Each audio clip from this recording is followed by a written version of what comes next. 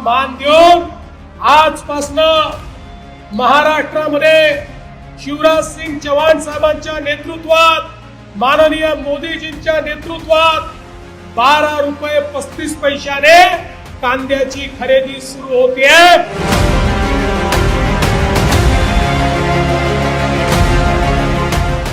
राज्यातील कांदा उत्पादक शेतकऱ्यांसाठी मोठी दिलासादायक बातमी।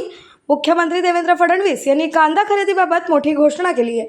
आजपासून महाराष्ट्रात 12 रुपये 35 पैसे दराने कांदा खरेदी सुरू होणार असल्याची माहिती त्यांनी साताऱ्यातील कार्यक्रमात दिली। बाजारात कांद्याला केवळ 2 ते 3 रुपये किलो भाव मिळत असल्याने शेतकरी आर्थिक संकटात सापडले होते।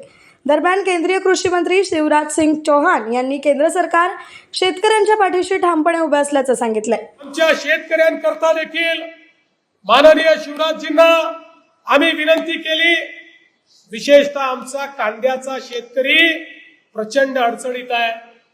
अनेक शेतकरी कांद्याला 1 रुपया भाव मिळतोय म्हणून कांदे फेकून द्यायला निघाले आहेत आणि म्हणून शिवराजजींना मी सांगितलं, काय वाटेल ते करा, पण कांदा विकत घ्या। कांदा नाशिवंत आहे, कांदा याचं शेल्फ लाईफ खूप जास्त नाहीये, त्यामुळे त्याची खरेदी करून साठवणूक करून पुन्हा तो मार्केटमध्ये आणायचा, या सगळ्या गोष्टी अडचणीच्या असतात।